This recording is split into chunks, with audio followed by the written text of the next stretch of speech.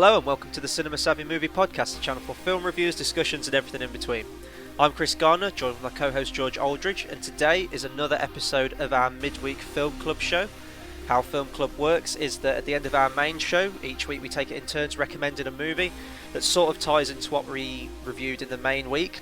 This week we obviously did Inside Out, and George, it was your turn to pick this week, so today we're going to be talking about Dawn of the Planet of the Apes. Just before we go into it, just give a couple of reasons. Well, there's only really one reason this week why you picked this movie. Yeah, it's kind of obviously Michael Giacchino composed the soundtrack to it. We've done Rise, so I thought we might as well do Dawn because it was always going to happen eventually. Yeah, and you know we've talked about this movie in passing a few times in some of our other reviews, and it's always been one of those movies we could just talk for ages on, but we always had to cut ourselves back. So it's good that we're finally getting its own review, so we can do that. So Dawn of the Planet of the Apes came out 2014, directed by Matt Reeves. Took over the directing from, I believe it was Rupert Wyatt, who did Rise of the Planet of the Apes, and right from the off, when the trailers came out, when Rise came out, obviously we didn't know what to expect. I think we've gone on record before and said that we were kind of apprehensive towards it. We didn't know what it was going to be like.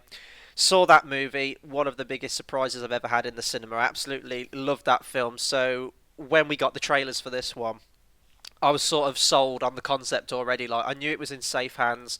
It looked, I guess it's a cliche thing to say, but it looked darker. It looked like it was advancing the Planet of the Apes mythos in a good direction. And although we weren't going to get to that stage where the apes completely enslaved humanity, it looked like we were going to get the seeds of that. And I think that's exactly what we got. So this movie takes place 10 years after the last.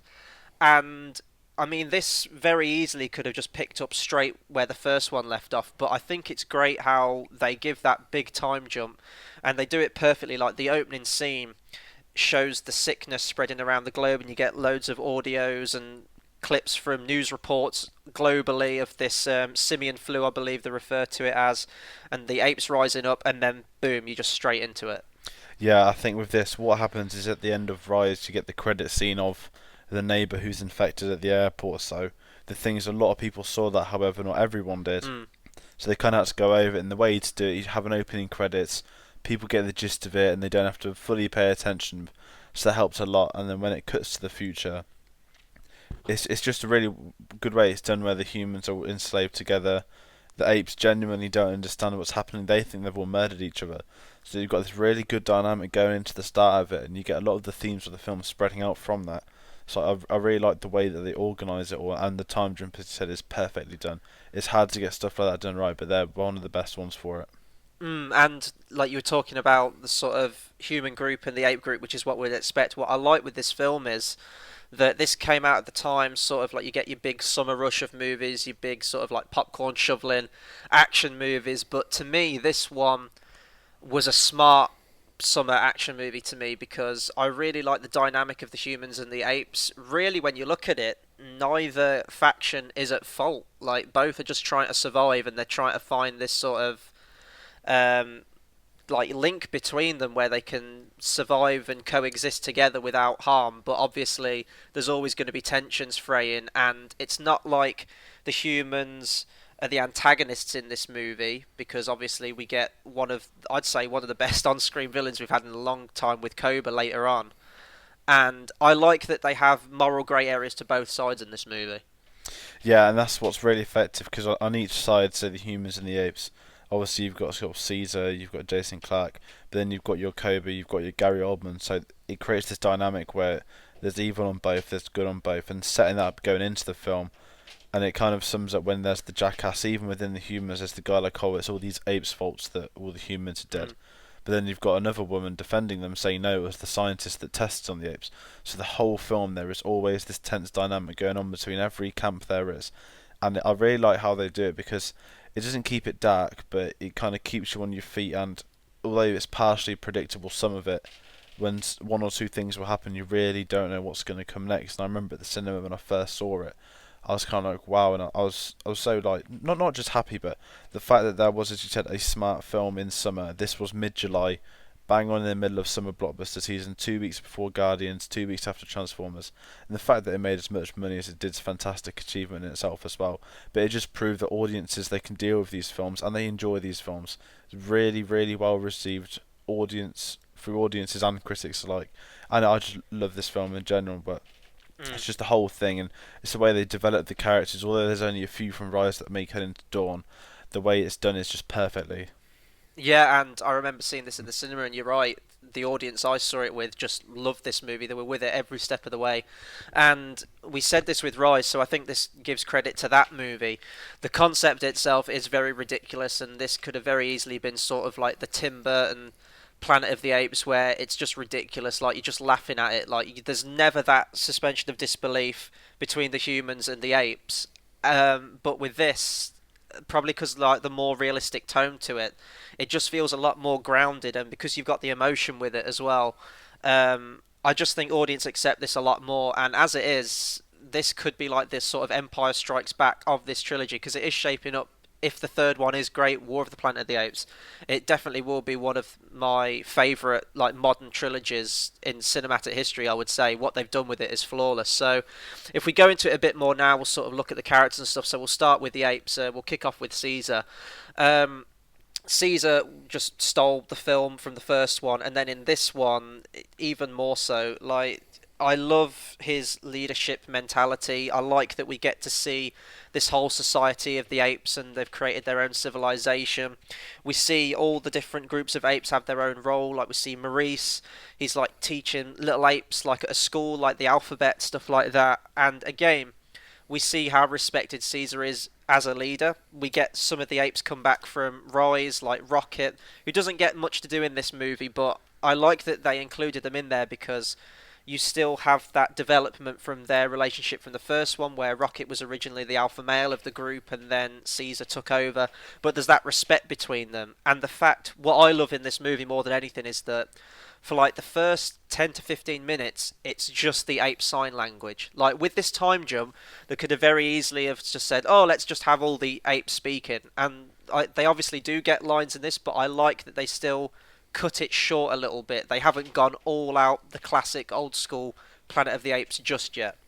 Yeah, and I think that's to its strength because, in all honesty, obviously we weren't around when it happened. When the humans developed talk, it wouldn't have been a 5 year thing.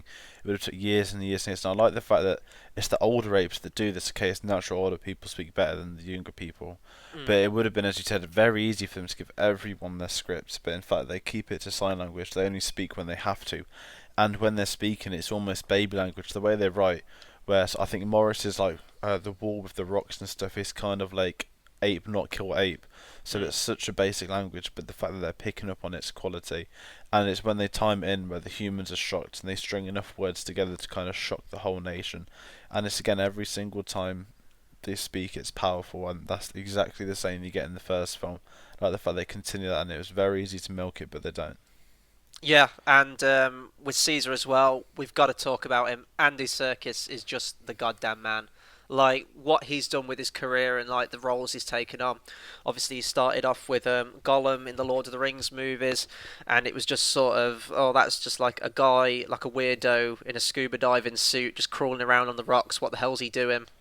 And then when you see this movie, you just see how far the motion capture's come, really. And I suppose we were going to talk about it later, but we can jump into it now, tie it in with Andy Serkis with the motion capture. What he's done for the industry of that, and he's like sort of the pioneer in it, really, and he's like the one leading the battlefield, like bringing this to the forefront in cinema. He just doesn't get enough credit. Like, you look at him in behind the scenes footage with this, and you could just look at it and go, well, that's ridiculous, but he gets so into his roles that he plays, and he does loads of research on like ape behavior and all stuff like that. And it's not just that you're looking at a computer like rendered character, but you see every single ounce of emotion that you would if it was actually him on screen. He's just brilliant in this movie. Yeah, and Andy Serkis, there's so much to say about him. The fact that he's kind of taken Caesar to life, he's done it with Gollum, King Kong, all of them. He's the godfather of this. But I like the fact that he set up a company, Imaginarium Production Studios, set up by him, and it's specifically done for motion capture, Mm. leading into the next generation. That company's now got credits. Obviously, the credits Andy Serkis has: Star Wars, Avengers, Planet of the Apes, all of it, all these companies go into his company because he knows how to do it. But Moving also, into directing as well soon. exactly, he's directing Jungle Book now. I think it's due out in 2 years' time. He started filming it. The way he's doing, he's pioneering it, and the fact that these studios have got the confidence in him, and he's so clearly, patching it up for the next generation of people to use as well.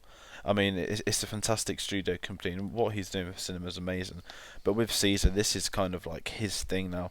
You go to his films, he was top billing actor on this. Incredible that a motion capture character is the highest billed star of the film. Maybe that's the thing to come in the future. We don't know, but I thought that was an incredible achievement. And then you can just look at Caesar the way it's his role. I would don't ever want to see someone else do it. We'll go into Cobra later on.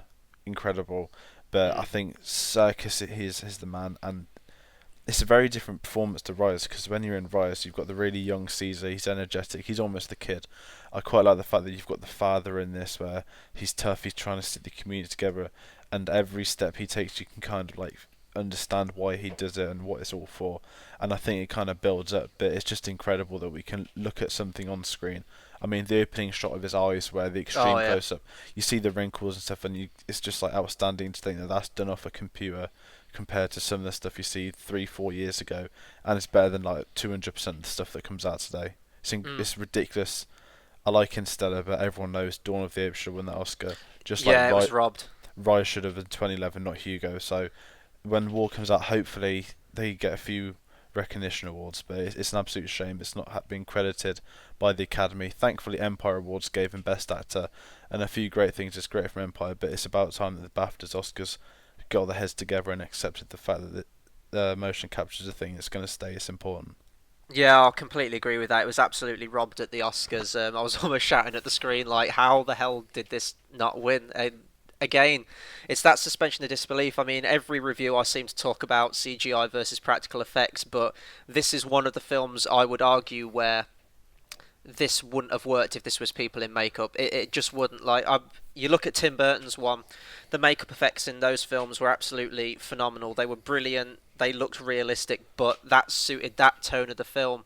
I think CGI works best for this, and especially because of how good the CGI is. There's moments in this, and to be honest, it's mostly from Maurice the orangutan. When it's just sitting there and it's just like a close-up shot of it, it almost looks photorealistic. It's really scary how they do it. And you're right, that opening scene where it's the close up of his eyes and then the camera pulls out, and that whole bit where they're hunting at the start and it's almost playing that really eerie 2001: A Space Odyssey type opera music behind it. It just completely throws you into the world. And you're right, the CGI effects in it are so good that when you see them standing next to real actors, you're like, that's an actual ape. And it's just testament to, I believe Weta Digital did the effects in this, so it's probably tied in with Andy Serkis's new company that he's made as well. Yeah, absolutely flawless on the effects. And with Caesar as well, if we go into his character a little bit more, you're right. I like the fact that he's also balancing being a father and a husband, and he's also trying to control this whole group of the apes, be the leader and stay the alpha male. And then he's also having to focus on forming a treaty with the humans and dealing with them. And you see like rifts being formed, and obviously with Koba, tensions are rising. Koba's taking some people because he believes that the apes should be ran in this way.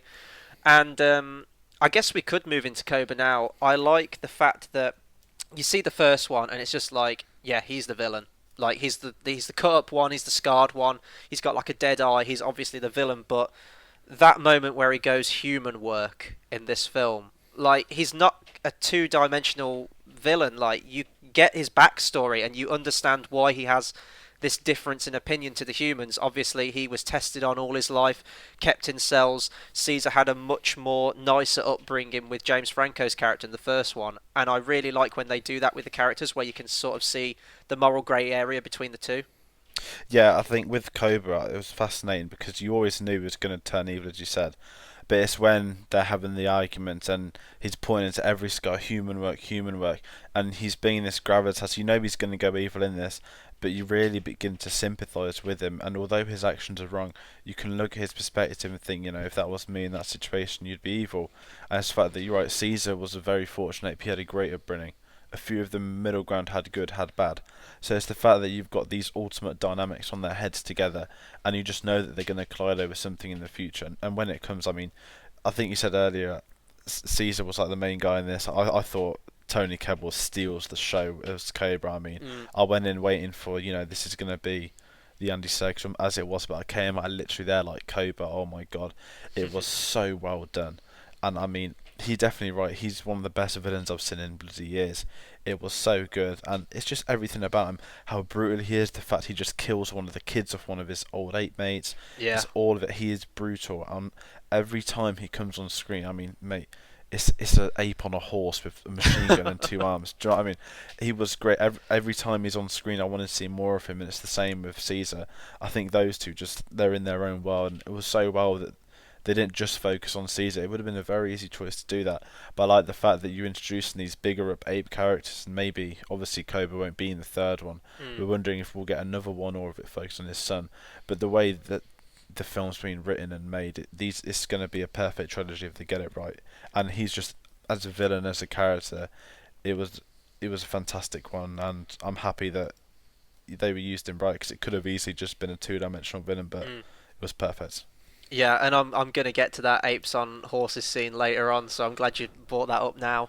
But yeah, you're right. And complete credit to Toby Kebbell. It's gonna be interesting to see what he's gonna be like in Fantastic Four, because I think we see his acting chops in this, obviously working through the motion capture makeup and motion capture suit, sorry. And right from the off, like I like that there isn't tension immediately because Koba's sort of the second in command to Caesar from the off. I mean, he's the one who rescues him from that bear attack at the hunt at the start, so we get that there is that respect for each other there. And it's just great in the film to see it slowly break down. And some may say that towards the end of the film, the jump from him becoming the second in command to the villain might be a little sharp, like a little drastic. Like he just sort of snaps in one bit and shoots Caesar without any remorse. But to be honest, I think it's earned because, like, for the whole movie, you get the lead up to that. I didn't really have that problem with it, and that bit as well where you're right, he kills the son of that ape. I believe the ape's called Blue Eyes. He kills. In the cinema, I was just like, had my jaw on the floor, like, holy shit! Like, Cobra means business. He like grabs him, drags him up the stairs, just picks him up and throws him off the balcony, and just hear the splat. And he just turns to the other apes. You're like, fuck, this guy means business. And it's the I remember that it's the camera angle. They're literally flat on the floor, and you just hear the splat. And Yeah. it's like they're all taking him seriously now, and it's the fact that it's kind of the natural order of evolution where the strongest is always in charge. I think that's his moment where he kind of does it, but it builds and builds. The film goes on about when Caesar gets shot. I remember that scene so well because I was like, oh my god, they haven't just killed him, have they? Mm. And it's when he flies off, you think he's dead. Of course he's not, because he comes back. But it's the way that Cobra kind of builds it all up. And the apes are already 50-50 across the camp, you can tell. And it's when he's just like, get the humans. And it's that chase scene where it's almost like one of the 60s ones where you've got two or three humans running off. And then there's just like this like pile of apes. And then the big town thing happens. And it really plants the seeds for what the next film will finish with. And it's kind of cool that although Cobra's not going to be a part of it anymore, everything that's happened is because of him. Mm. And you don't think we'll get Cobra in the next one? I think we will because you get that. It's not an after credits scene, but it's like a little audio clip that plays at the end of the credits. You sort of hear the rubble shift, and you hear like an ape grunt. So I still think that Cobra's going to be alive. How much he'll filter into the next one, I don't know, because I think it's very much going to be humans against apes. And I kind of hope that the third one doesn't just turn into like one big massive action scene like Battle of the Five Armies or something like that where the whole movie is just a fight. I hope it still retains that humanity to it, and I believe that Matt Reeves is still coming back to do the next one. So I mean, you see the director in interviews and he just gets it. He gets this universe. He understands these characters, and especially considering he wasn't there from the beginning when these characters were written and created for this new trilogy. The fact that he can just step into the shoes of Rupert Wyatt and just knock it out of the park and arguably make it even better than the first one, I think it's in safe hands for the next one. Yeah, and one thing I want to say is we live in this era of green screen sets, all of it. I Yeah. think with this, if you see some of the behind the scenes stuff, They genuinely, they were in these cities. They were putting ivy on the walls, and it's again we talked about it very briefly in Mission Impossible with stunts and stuff. It's almost as important that now you're getting the sets right. It makes it easier for the actors, but it's so much more believable. And I think I remember reading that at the same time as Planet of the Apes, Andy Serkis did Godzilla. They were literally on the same studios, and Mm. apparently there were a few times where they kept walking into the wrong set by accident because obviously how similar all the destruction was. But the film just like looked beautiful as well, and then you can time some of it in with the score, which we'll go into later. But it's this perfect word, and you can believe the devastation that's happened to the human race and everything that comes from it. Yeah, and it's that blend, as we say, between like real sets and the CGI, and I think that's why the CGI doesn't bother me in this film because it's used sparingly enough, and it's almost like I don't know if it's a budget thing. It's like right, this is our budget. This is going entirely on the apes. Like you don't need like all crazy sets and environments and stuff. The fact that they build it, it's just it's perfect, and it just makes that blend so much better. Like what comes to mind is like the treehouse world of like Caesar and stuff.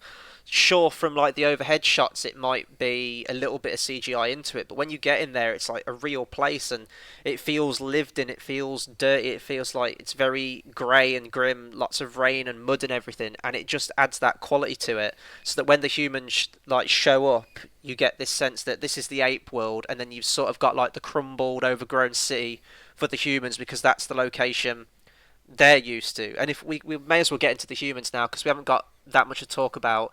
And you know what? I guess that's a good thing because going back to like films like Transformers, where the Transformers should be the main characters, but the humans seem to be.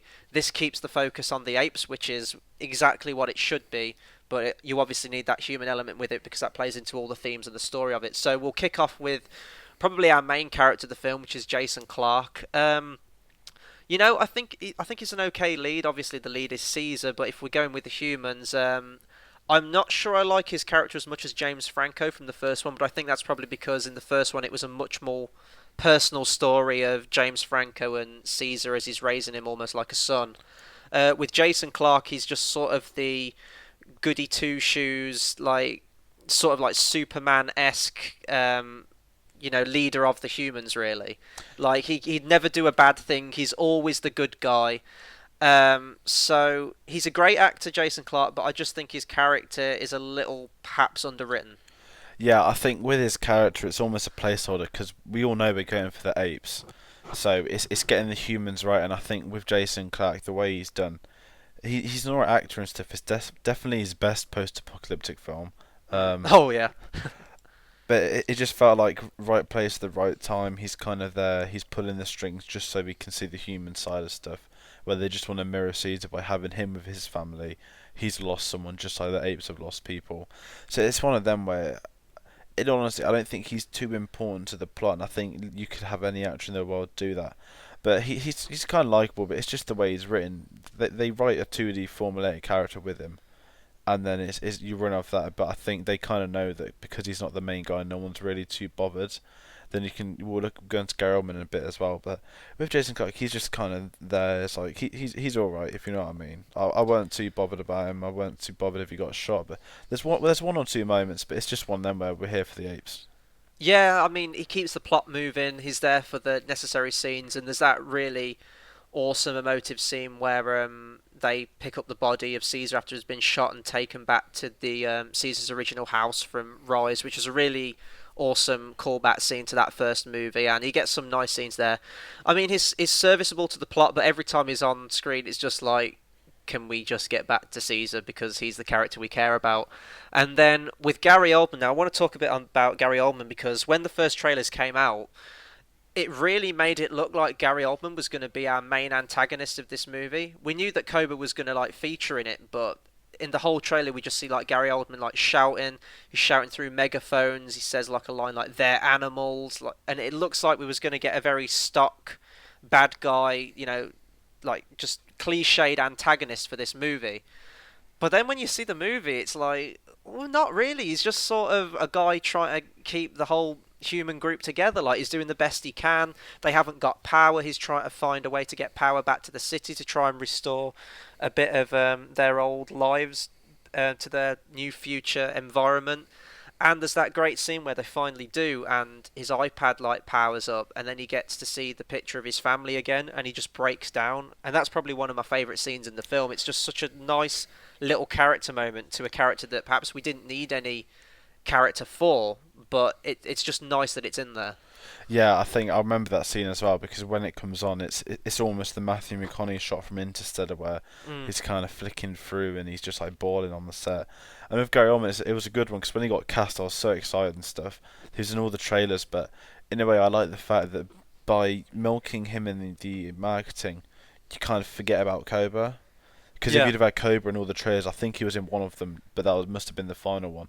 You kept believing it's going to be Gary Oldman, but I like the fact I mentioned the dynamics and stuff. You finally seeing things from Gary Oldman's perspective, just like you do with Cobra, and it kind of mirrors the good human v bad human. The only issue I have with Gary Oldman was it's when it gets to the end, it just felt really out of character that he was going to blow up everything, and I didn't Mm. really like that.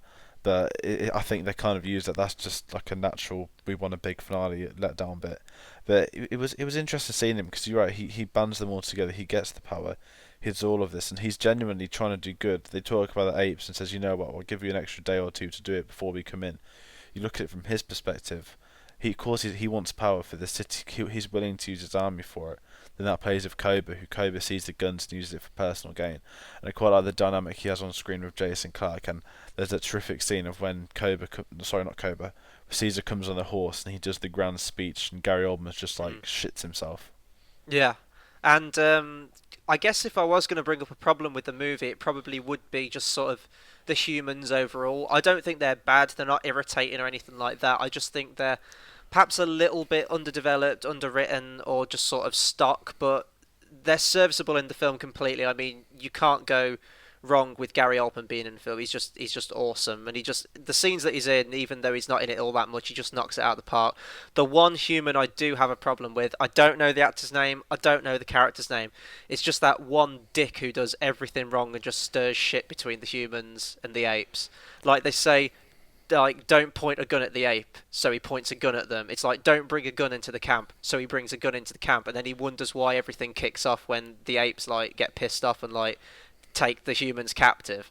It's just like that's the one very very cliched character I think in this movie, and every scene he did something wrong I was expecting him to get some kind of redemption. He was almost like the Alfred character from the Hobbit movies. Like you're expecting some kind of resolution or turnaround to his character where he finally gets on the ape side, and just no, he's just a dick all the way through the movie basically. Oh, the resolution's great of Cobra annihilating him. Oh yeah. But I think building up to it, I think they're even joking. He goes, "You're such an asshole, mate." It's stuff like that where I think they just were looking for a human character to be written that you can despise from the off Mm. and be killed and you not be bothered. But I like the fact that when Koba has him, is that he frames it on him, which creates the apes. The whole of the ape community think that he was murdered by a human. Such a good way to get off because they could have done it any other way. The fact that he keeps the cap in, they stumble across the dead body. He's just a knob character, but I'm happy he goes early rather than be in the important fighting scenes. Yeah, and I was just about to say, like, why the hell did the humans bring him along if they knew that he's a complete dick? But I think there's like a throwaway line in the movie where they say that he's the only one that knows the equipment or that we're looking for or something like that. So you're right, and it keeps the plot moving so that the tensions are on high when they get to the apes and stuff like that. But I just think that it was very like a one note character. Like everything that could go wrong with this guy does go wrong, but it's only a small gripe and it doesn't ruin the movie by any stretch of the imagination. But I think now we'll move into the music, and once again, Michael Giacchino, you can send us the check later in the post. We're going to sing your praises again. The soundtrack to this one, again, fantastic. And, even with Rise, I love the soundtrack in that. I can't remember who did the music to that, but it wasn't Giacchino in the first one, and I was a little bit upset that he didn't bring some of the same themes from that. But what he does is, and it was kind of weird seeing it in the film. You're listening to the soundtrack and you're like, this sounds like a really old movie.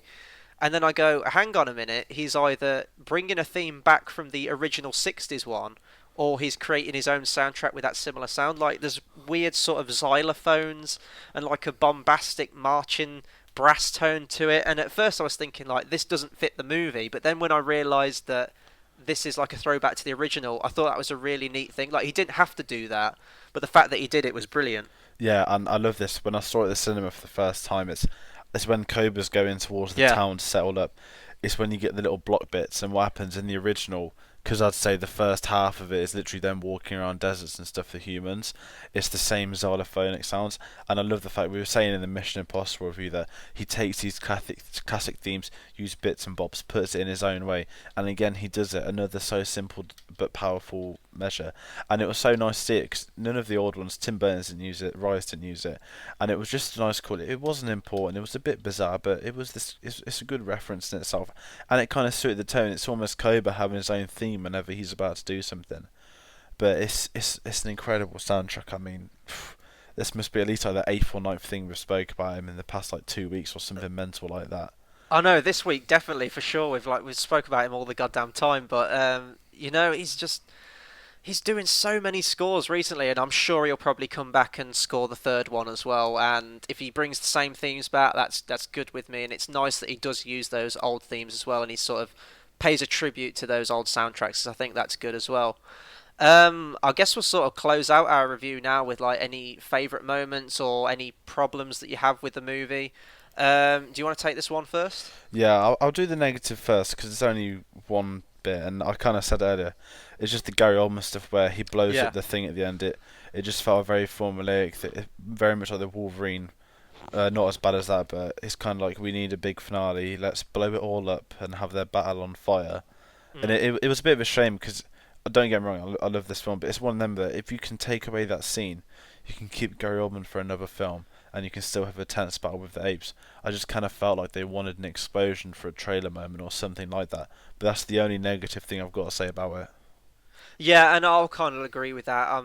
If you're going to look into it in depth and try and justify it, I guess you can say that you've got the human parallel against the ape one, like the big leader and the villain sort of the humans fighting each other, and then you've got the one with Caesar and Cobra. But I'll agree with that, and it did seem almost, and Teenage Mutant Ninja Turtles did that, the new one.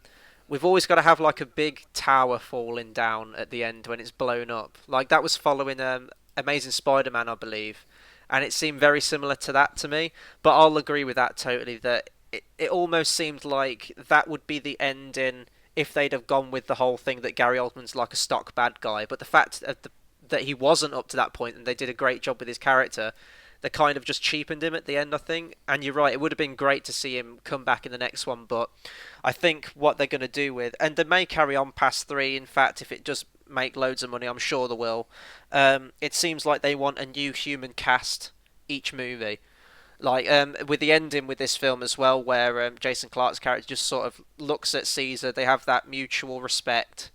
The humans leave, and Caesar just stands there. Like I think that will be the last we see of his character as well. And in the next one, we'll be moving into something different. But yeah, what are some of your favourite moments from this movie? There's so many. I've almost got a top three, but I'm gonna say I've got a top three. I've got a top three. So if you've got three, that's fine. I'm gonna say the main one, which is when the apes revolt and go for the humans. It's not just Cobra jumping through fire with the machine guns, which is by far one of the cool. I mean, I tried so hard to get it as a cover photo on Facebook, but it just wouldn't fit. Oh yeah. And it was just like I remember the cinema. I don't normally like fist pump or anything like that, but I was so like jeered up. I was like buzzing for that bit. It was so cool. But then I think it's the whole scene in itself. It's when they just like rising, get into the armory, you do all that, but then you get this incredible tracking shot on the tank Yep. where it spins and spins, and it even does it right up to impact of going into the room. It's just an incredible moment, and that's the minute where the whole of the saga twists on its head. Think this is really the apes now. They're about to take control. It's finally kicked off. Yeah, and that's my number one moment. I've got two more, but I've got to give a shout out to cinematographer of this movie, Michael Saracen, and I guess it's direction again with Matt Reeves. Like any part from that scene, you can literally just freeze frame it and have it as like a background on anything. It's beautiful, and it's like the flames against everything. You're right, we finally get to see apes on horses. We got one little glimpse of it in the first movie when Caesar breaks the ranks on the horse. But this we get to see it in full effect, and it's like when Koba leads them on this, it's almost like a suicide mission. and he's just sort of looking around, and there's like just groups of apes just getting blown up and stuff, and it's all in slow motion, and you see apes like helping each other, try to drag them like the wounded bodies across the floor, and it feels like a proper war movie. And again, if this had gone really ridiculous, people would have just been laughing at this scene and just not buying it. But the fact that they did such a good job with like 1.5 movies up until this point where this scene takes place, you're just completely with it. And you're right, that tracking shot. I do so. I do so more now, but like I used to just see a film and just watch it for the story and the characters, and didn't really pick up on many of the technical things like camera angles or shots like that. But that was one that in the cinema I literally just stared and just went like, that is an incredible shot. The fact that it's a good one shot, it's like pivots round with like the tank turret, you see all the explosions, and it breaks into the building. It was a fantastic scene, and they didn't even need to shoot it like that, but the fact that they did, it just adds a really neat bit to the battle. A couple of my other favourite scenes, just go really quickly, is one involving Cobra again, and this was a clip that was released on YouTube before the movie came out. It's when he has a run in with those two humans on the turret, and he's sort of playing the act that he's like a dumb ape, he's like a circus ape, he's doing like pratfalls and cartwheels and stuff, cozies up to him, has a drink with him, and then he just grabs the machine gun, and right there you're like, oh fuck, and then he just shoots them in cold blood. And it's an amazing scene, like the build up to that scene, like you know it's coming, but you just see how meticulous and calculated Cobra is in that scene where he's like, and there's another great bit as well where he has a run in with those same characters before then, and he does a similar thing where he pretends to be like an idiot, walks off camera, and then his face just turns into a scowl, and he just goes back to the intelligent ape. And again, everything with Cobra in this movie is great. Yeah, and I think that would be my second one, straight behind that first one. I remember off the trailer, I think it was trailer 2 came out, it was that bit, I was like, oh shit. Yeah. And it was, at the same, it was so good. It's just the whole, you know it's coming, and still it's just as brutal when Oh, he just like hello. annihilates them all. And that's the beginning of what. It's such a cool moment, and as a character wise, that's when you know he's twisted. He is completely evil, and then there's definitely a top two there of them two. The third scene, I think, is such. It's not really a big one, but it's when you get the cameo of James Franco.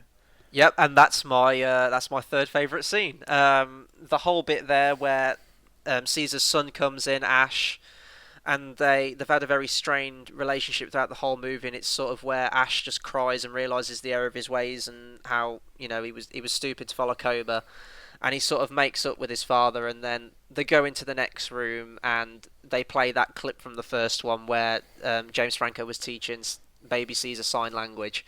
And again, they didn't have to throw that in the movie because this very much, apart from this scene, is a very self-contained sequel, and I don't think it needed to flash back to that. But I know a lot of people had a problem that James Franco wasn't come back. People really liked his character and wanted him to continue. But you sort of have that moment where he goes back to his old attic room, picks up the camera, watches it, and like the emotion from Andy Serkis's performance in this scene, it really gets to you, and it's a really, really nice emotional moment to the movie. Yeah, I think I like the fact that when they didn't say James Franco's not coming back, it was kind of, oh, for God's sake. Like I know a lot of people dislike him, but everyone loved him in Planet of the Apes, and it Mm. was really he's a really likable human character. And then you know when you see his turn as a kid, it makes sense that he's not there. But it's just when they throw it in that one scene where it's a whole throwback to the whole of Rise, where it's baby Caesar and it's the stuff like it was a really cool moment, and it perfectly suited the tone. You can kind of like feel the emotion of like Ash is like questioning everything he sees as good humans as well, and it was just like a perfect moment. And I've said that with so many times in this podcast, but Mm. I think it sums up the whole film in itself. Where I ranked this second last year behind Interstellar, but obviously Interstellar's a completely different type of film. But Yeah. as a blockbuster, this is by far the smartest and best one we've had in years. I know Winter Soldier's just behind it, but the fact that this does it and it doesn't rely on a Marvel billion dollar franchise, this is its own thing, and it could have easily failed. It could have easily cocked up. If you get one CGI character wrong, you are completely done. Also, I didn't really mention on the tank one shot. Imagine how hard the CGI was in that, because Oh yeah. every time it spins, you re-put in the fur, and so that would have been incredible to do. And hats off achievement for that again. They were robbed of their Oscar. Yeah, and I could go on for days how incredible that scene is, and fair play to all the animators and stuff that did that, and the motion capture work that went into it. Final thoughts. I'm going to echo basically exactly what you did. This is one of the smartest and more emotional summer blockbusters we've had in a long, long time. This is the second part of a trilogy, what we think is going to be a trilogy, and so far it's shaping up to be one of the best trilogies in modern times, I would say. I think it's found its audience. It made some good box office takings, so I think the audience is there for it. I'm really looking forward to the third one. Fantastic performances, some of the best effects you'll ever see in a film, done well, integrated well, and just a director that gets the universe and gets the characters. Like it's really smart, it's really emotive, and it's just everything you want and more from a summer movie. Because usually it's just sort of spectacle, a little bit on plot, but this just has it all, and it's a definite watch. Even if you sort of haven't watched the Planet of the Apes series before and you want to get into it, watch Rise and watch this. Just have a double feature, just watch them both, and I don't think you'll be disappointed. I think it's brought in a huge new audience for it, which is brilliant for it, I think. But yeah, that I've basically said everything I want to on Dawn of the Planet of the Apes. I think you have too. So that was our review on it. Be sure to rate, like, comment, subscribe, and get involved with the channel. Let us know what you thought of Dawn of the Planet of the Apes, all that good stuff, and spread the word because we're going to bring in you loads more reviews in the future. You can find us on Facebook at facebook.com/cinemasavvy. We're on Twitter at cinema_savvy, and we're on letterbox.com/cinema_savvy as well. So, thank you very much for listening, and be sure to come back Monday for our main podcast show. We're going to be bringing you our review on Mission Impossible Rogue Nation. Really looking forward to that one. Going to be checking that out at the weekend. Heard good things about it, so you can expect our review on Monday for that. So, until then, thanks for listening.